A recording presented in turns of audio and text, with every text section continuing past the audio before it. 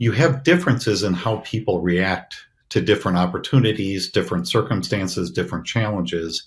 And as a manager, it's really critical that you understand that and that you recognize what those differences are. Make those adjustments for individual minds, the aim part of Rise, Aim, Soar. And Soar is, of course, strength. It strengthens operations and results. So it's really, you're not doing this just because you're a good human. There's actually a business benefit to doing it.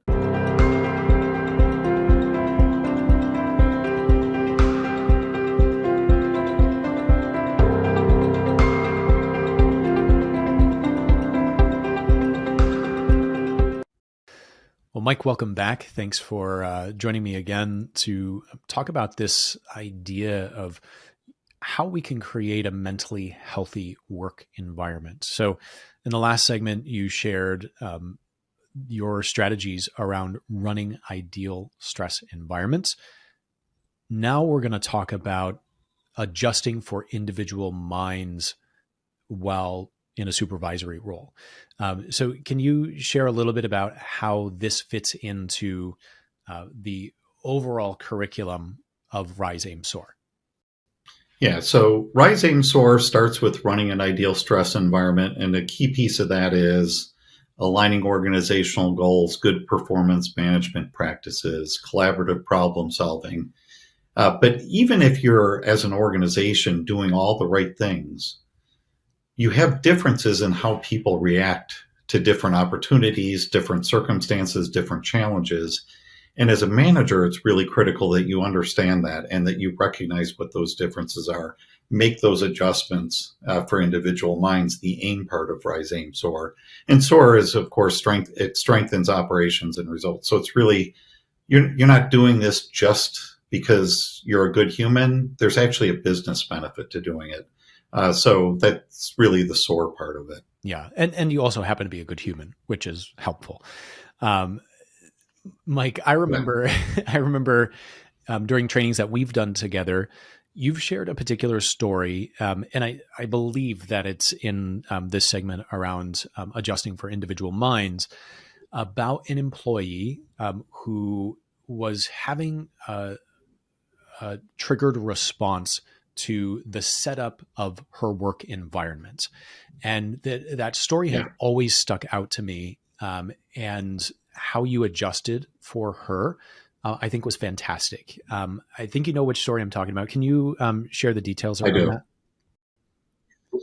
Yeah. So, adjusting for individual minds, sometimes the adjustments are real simple. Unbeknownst to me, a woman who worked at one of my groups had been violently attacked at one point in her life. And I didn't realize this, but when what I called the cubicle police, but the office design people decided to reorient how the cubicles were placed in our company, they set them all up so that people entered each cubicle. So your desk faced the wall and people came at you from the back.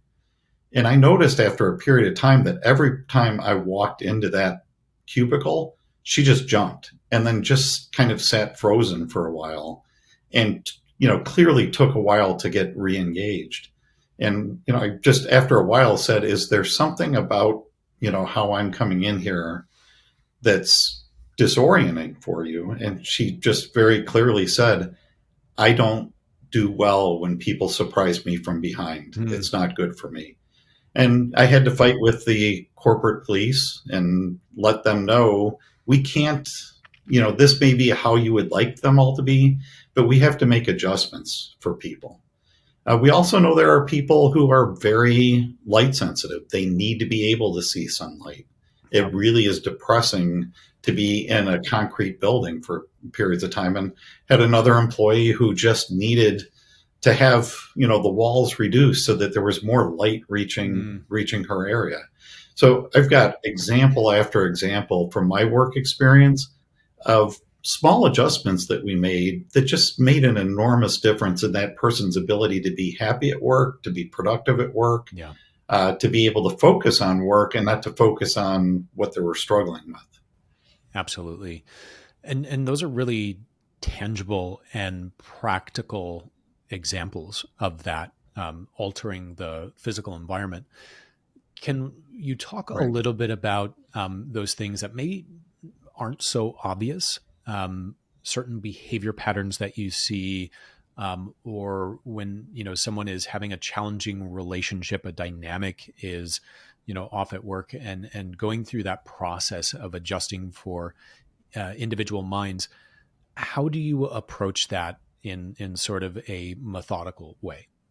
Yeah. So, I mean, there are two different ways. So, one is if they have an ADA diagnosis, Americans with Disabilities Act diagnosis Sure. that they have submitted, you have a work plan that you're working to from working with HR in your legal department, and you make those adjustments.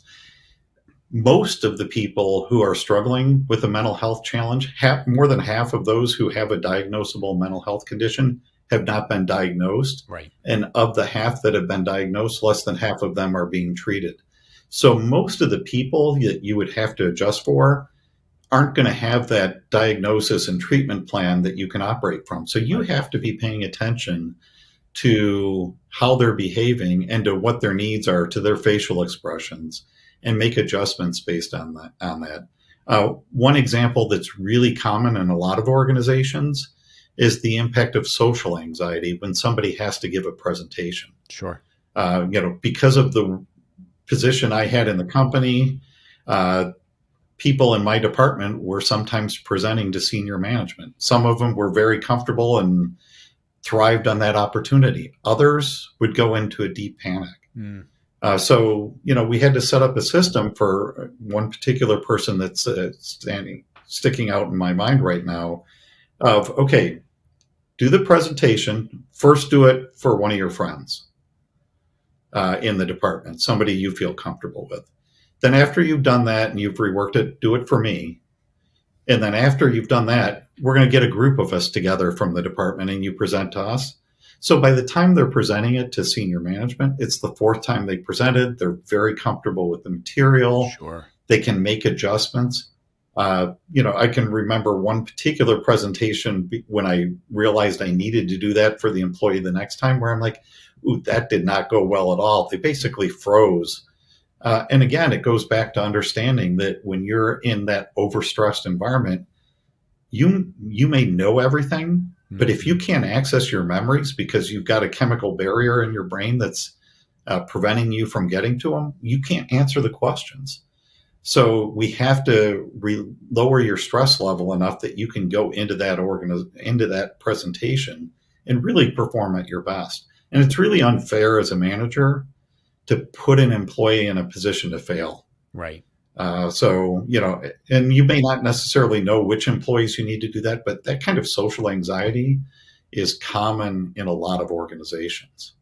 I was just going to say, Mike, what you're describing sounds like it's a lot of effort. It requires a lot of patience and time as well. As someone who owns and operates a business, when I'm thinking through that process of like having someone present 4 times before they're actually on stage, like that's a huge time investment. How do you justify that? The justification is everything around that is more successful. If you don't take the time to do that, that employee fails in that senior management discussion. What do senior managers typically do when you bring an employee in front of them and they're not impressed? They tell you to get rid of them. Yeah. So what do you do? You have to lose a really high quality employee who does well. You have to go out and hire somebody new. You have to bring them in, train them. So, having given up 4 hours to save yourself what might be hundreds of hours of additional work is a valuable and well worth that time investment. Now, if it's not a good employee, you're probably not going to put them in front of senior management anyway. Absolutely. So you're only putting people in these positions who you have some value placed around them being there. Yeah, and confidence in them as well. And I really appreciate that. Obviously, I'm playing a little bit devil's advocate here, but when we look at the cost for hiring and employee turnover and onboarding, it's it's much more cost effective, significantly 10 times over more cost effective to invest in an employee that is good and has great potential. So that 4-hour investment to get a really fantastic result in front of senior management, I think is certainly well worth the potential alternative of losing that employee and having to find another one and go through the time lost, and that time, and cost investment of onboarding a new employee. Yeah, absolutely. And as you were saying that, I was thinking of another employee whose challenge was getting overwhelmed if there was too much on his plate. Sure. And so what I learned over time was that I had to give him his assignments in doses he could handle. And he was a great employee, turned out great work. But if I gave him 20 things to do, maybe one got done. If I gave him one or two, those one or two got done, then I'd give him the next one, those one or two. Now, did it place a burden on me to keep a list of all the things I wanted him to do? Sure. Yeah, it did. But I got way more work out of this person at a high quality than I ever would have gotten if I had just done the brain dump every time an idea came to my head and then made him sort out what the priority was and where that one fit in the 20 other things that were on his plate. Yeah. So that kind of prioritization effort. Now, you could do it collaboratively where you say you keep the list, but then each day, let's just take 2 minutes to touch on what I really want you to do today.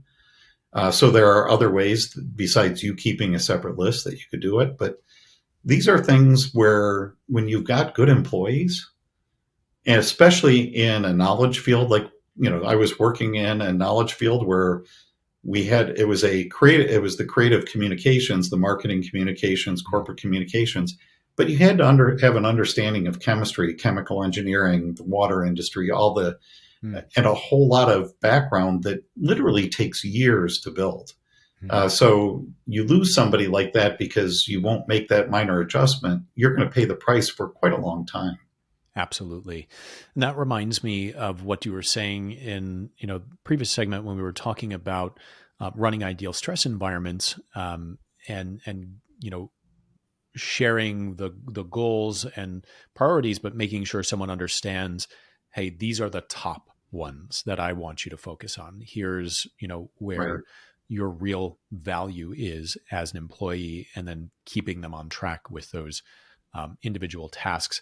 That's something, admittedly, that I'm not great at. And I've been fortunate to find some fantastic individuals who can handle my brain dumps and handle my periods of, ideation, and that's certainly valuable. But I think you're right on the money with being, a good manager. It really comes down to understanding what that individual needs. And I certainly haven't always been sensitive to that. So Yeah. I appreciate that. Well, and the reality is, I'm trying to think how many employees I've had report to me over the years. I mean, it's certainly more than 100. Out of that, there's maybe a couple who I needed to make that adjustment for. So many of them can handle those brain dumps, and so you're not making that adjustment with everybody. Sure. There are people who can kind of sense where you're going and take that in. It's not like you have to completely revamp your management style for everybody to fit around the one or two. You just have to make some adjustments for that one or two. Absolutely. Mike, you Yeah. mentioned ADA plans. And obviously, if someone has, a diagnosis and it falls under ADA, then you are legally obligated to make accommodations for them. For these other employees, and you mentioned the fact that around 50% of people have, undiagnosed or underdiagnosed mental health challenges, and may not have something, on the books. How do you maintain the balance of not therapizing someone, not getting into an area of diagnosing them, or putting a specific condition on them if they're not self-disclosing and they're not sharing that openly with you, like the example of the woman who told you that she was attacked and needed accommodation around that? what's the line, and how do we balance that with employees who may be living with a mental health challenge that they're not themselves aware of? Yeah. Actually, I had couple of people who worked for me who did get diagnosed with bipolar disorder until years after they worked for me. And these were really high performing people. But I noticed over time that there was a pattern where they would churn out some amazing work for weeks, months at a time, and then just completely disconnect for a while. They were going through that manic depressive cycle. And part of what I realized I needed to do was when they were in that more manic time frame was make them go home. Mm. You can't be sitting here working till midnight and getting up at 6 a.m. You have to take care of yourself and just, trying to minimize those waves. Now, I didn't diagnose them with bipolar disorder. I just noticed a pattern of behavior. And there are training programs. I mean, this is something we talk about when we were training. There are mental health first aid and many other programs that teach you to notice changes in behavior, thoughts, feelings, and use that to guide your decision. You don't have to understand the diagnosis. You just have to understand what works and what doesn't work for that employee. And there are a whole bunch of diagnosed mental health conditions that impact the bottom line. I mean, we know depression is the number one cost issue for businesses. If you see an employee who's just struggling, and they've historically been a well-performing organization, think of it like if you got an employee who's sick. And we had a woman who worked for me who was absolutely a top performer who went through a battle with breast cancer. Mm. And during that time that she was battling with it, I didn't expect her to perform at the level she was going into that. If you have somebody who has a heart attack, you don't expect them to come back to work and perform at that same high level. Well, mental health challenges are just like that. Mm-hmm. If they're a really good performer, you've got to give them time to recover and to heal and to get back on track, and maybe to have access to resources and support, and to even be encouraged. You take care of yourself, because when they take care of themselves, they're better able to take care of other people. I know we both know from our personal experiences, when we're not taking care of ourselves, we are less capable of being good partners, good parents, good friends, because we don't have that capacity. So it's really about paying attention.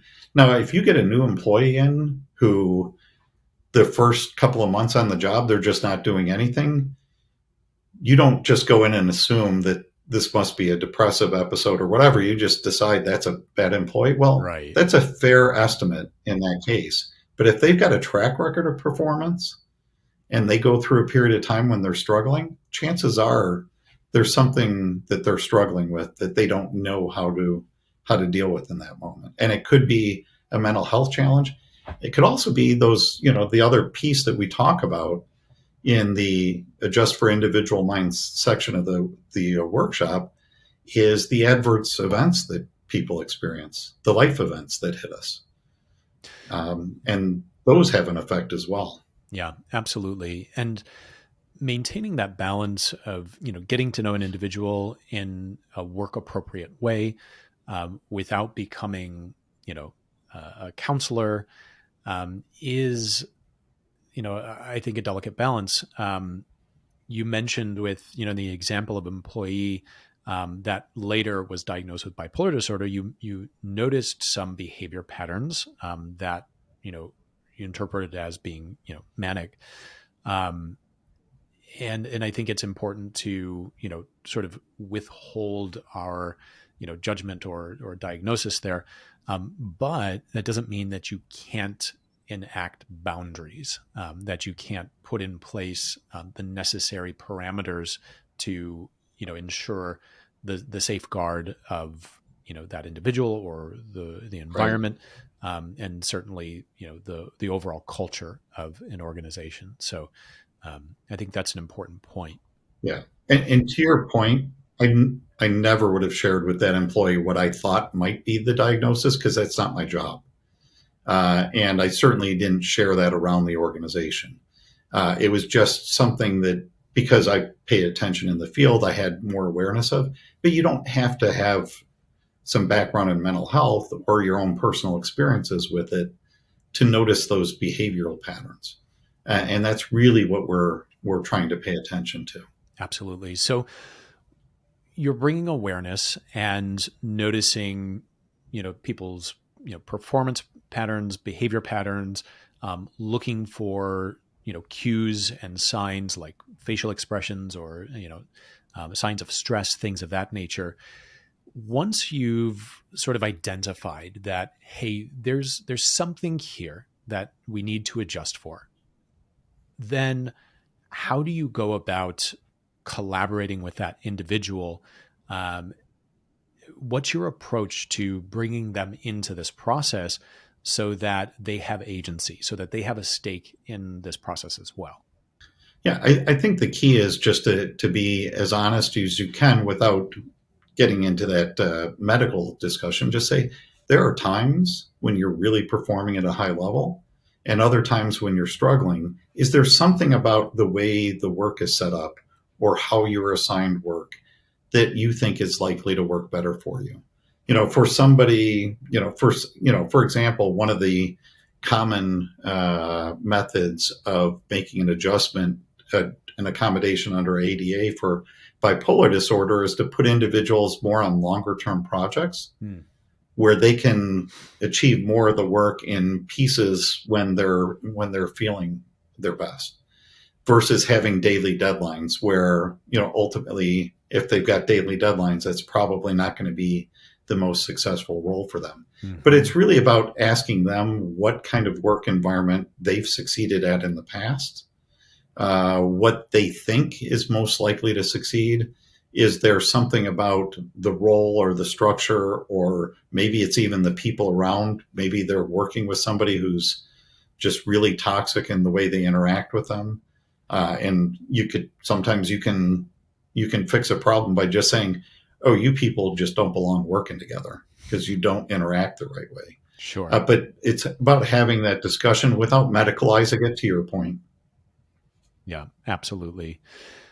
Gary V is a controversial business figure. I happen to like him despite his abrasive style, but he's sort of coined the term kind candor, and that's something that sticks with me a lot as a leader.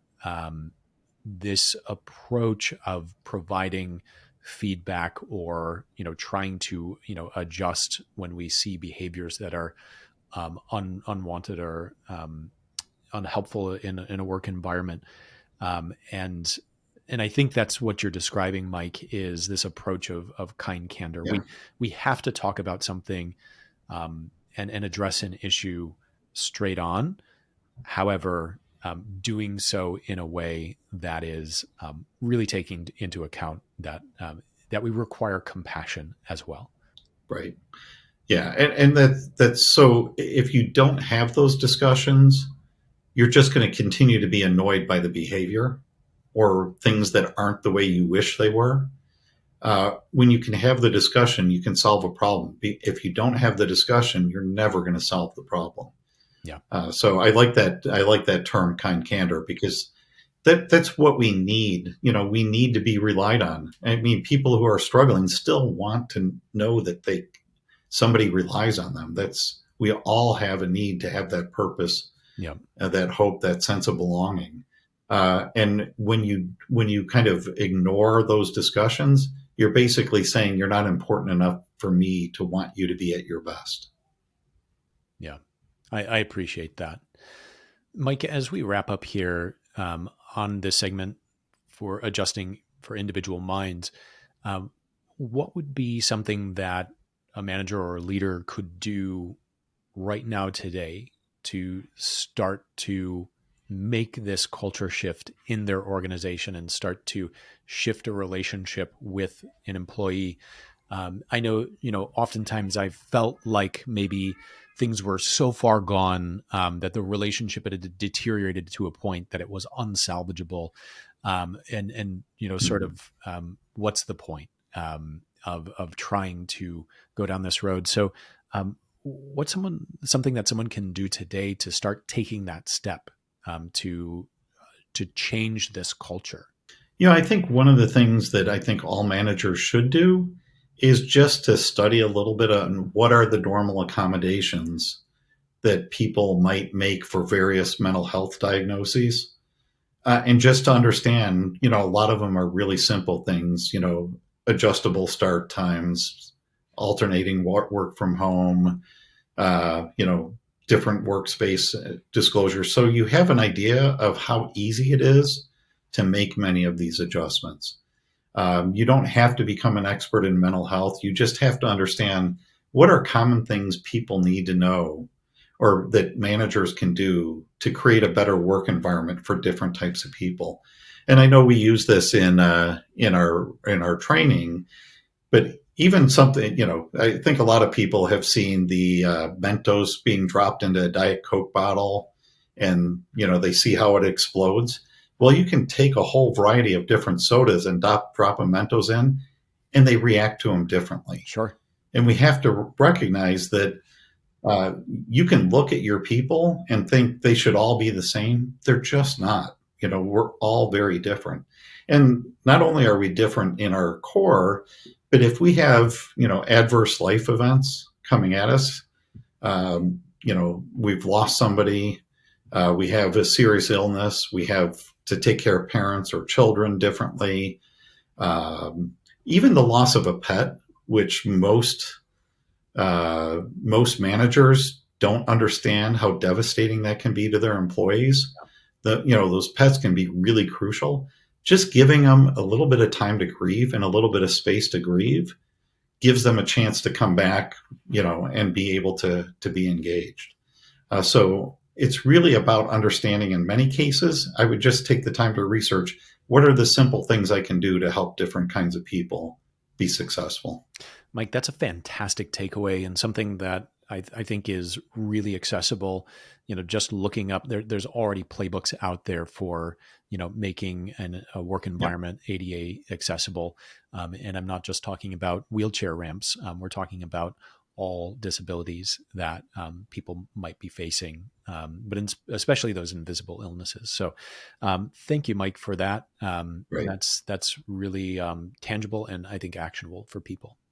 I'm looking forward to speaking with you Good. more in our next segment around this idea of achieving stronger operational results through compassion and really bringing in these principles from RISE and AIM as well. So thank you, Mike. That's awesome. Thank you so much.